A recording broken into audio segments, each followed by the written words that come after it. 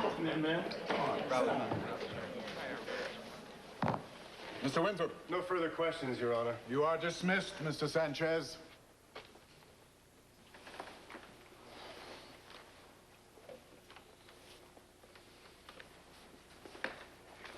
Your Honor, I fail to see the relevance of Mr. Sanchez's testimony. The charges against Mr. Lawrence have nothing to do with the beating suffered by Pilar Sanchez. I disagree, Your Honor. The state's case is based largely on Reuben Lawrence's motive for revenge against Mrs. McKinnon. They're claiming that Reuben was trying to stop Mrs. McKinnon from turning him over to the authorities for beating Pilara.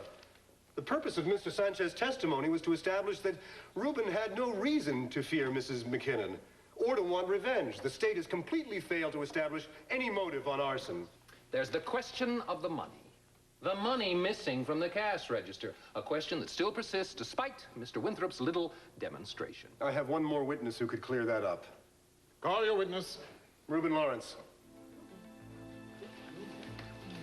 Mr. Lawrence, please take the witness chair.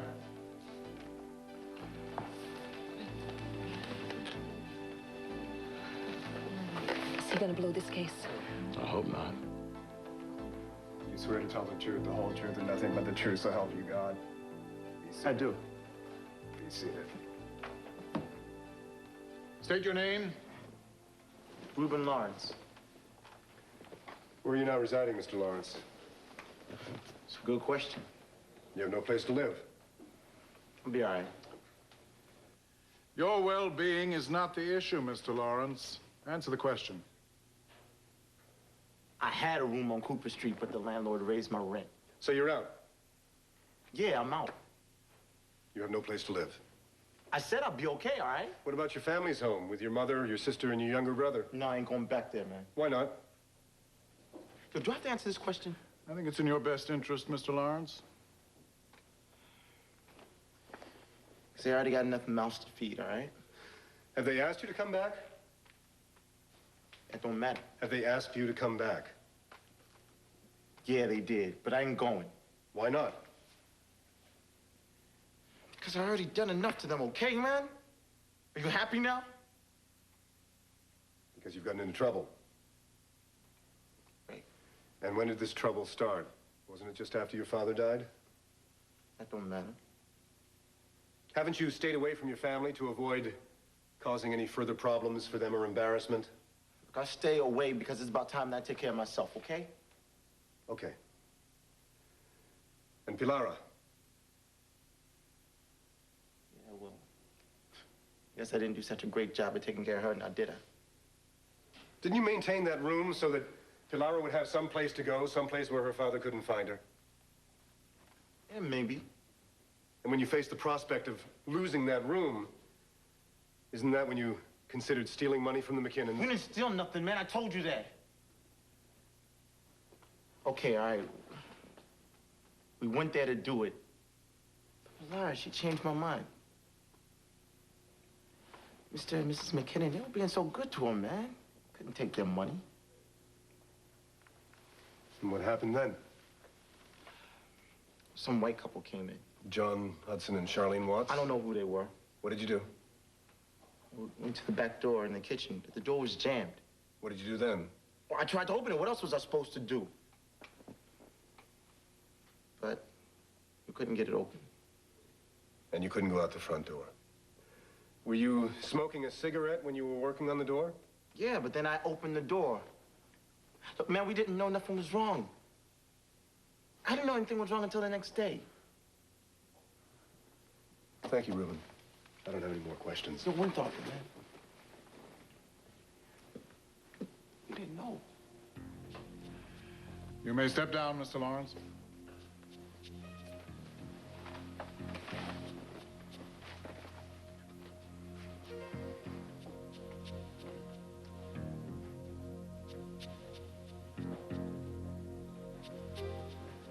Your Honor, neither Mr. Lawrence nor I are trying to negate what happened or minimize the loss, severe loss that was suffered by Vince and Mary McKinnon. But I believe it would be an even greater loss if a guilty verdict was turned in against Reuben Lawrence in his trial. A verdict that would possibly send him to prison and would definitely leave Pilara without protection. Mr. Lawrence has told you the truth. There was no robbery. There was no motive for revenge.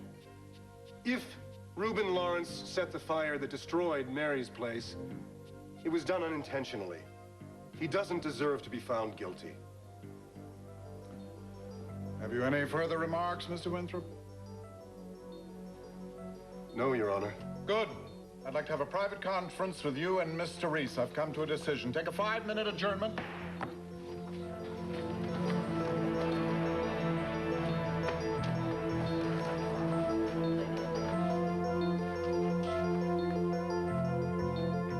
Mr. Winthrop, I'm persuaded by testimony and your argument that the fire at Mary's place was accidental and that the charge of arson is unwarranted. That's great, Your Honor. But the charge of breaking and entering remains a problem. Yes, sir. All right, I'm ready to cut a deal. What kind of deal? I'm willing to drop the arson charge right now if Lawrence will plead to breaking and entering. Your Honor, it isn't going to do anybody any good if this kid goes to jail. I think I can come up with something a little more productive than jail. All right, fine. Thank you, Your Honor.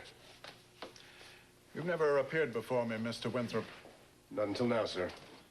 Next time, cut the theatrics. Yes, sir. You don't need them. You're a good lawyer. Thank you, sir. Call them back in. The judge has reached his decision.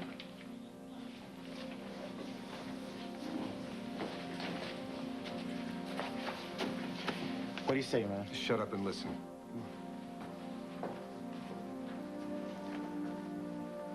The arson charges against Mr. Lawrence will be withdrawn.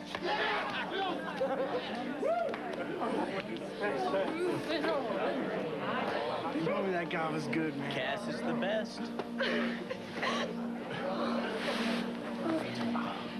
Saved his life. No, the law did that. Order. However, as regards the charge of breaking and entering, which the defendant has changed his plea, I did? Yeah, you did. I am issuing a suspended sentence. Oh, thank goodness. As condition for the suspended sentence, the defendant will be required to perform 200 hours of public work. Doing what? I thought you might work in counsel's law office What? What? What? on pro bono cases. Pro bono? What the hell's a pro bono, man? I'm afraid it means that we're going to be seeing a lot of each other. Oh, shoot. Oh, well, it's probably not a good time to talk to him now. I'll just call him tomorrow. I guess this is all finally over. For us, yeah. What Cass said was right. What happened to Mary's place was one accident. One stupid damn accident. Almost makes it harder to accept. It is. You know, I think I was one unlucky fella, unless I had you. That kind of blows that theory all to hell, doesn't it? Yeah. So, anybody feel like celebrating? Yes! Let's go! We're waiting on you! Let's go! Hey, Laura. This is Mac. Jesse, let's wait out front. What I said before, over there. Oh. I'm so sorry. I didn't know the whole story. I didn't tell you, and I kept Reuben from telling you. You must have been terrified. Yeah, but I was wrong. Reuben's gone through a lot because of me. That's all right, babe. No, it isn't. What happened to your restaurant? It's my fault, too. No, it isn't. It was an accident. I do know that now. But it was your husband's business. I mean, what's he gonna do now? Well, I'm a great believer that everything happens for a good reason. And so I absolutely believe that bigger and better things are in store for Vince.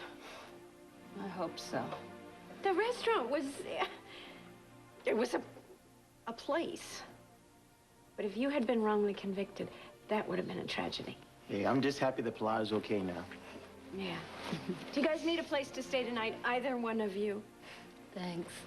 We'll be okay. Would you call me tomorrow? About what? I have an idea. What kind of an idea? An idea that just might change your life. Come on, guys. The celebration won't wait forever. Go on. All right. Go celebrate. Go. Just call me tomorrow. Come on. Go on. Really. Go. Celebrate. All right, bye. Bye.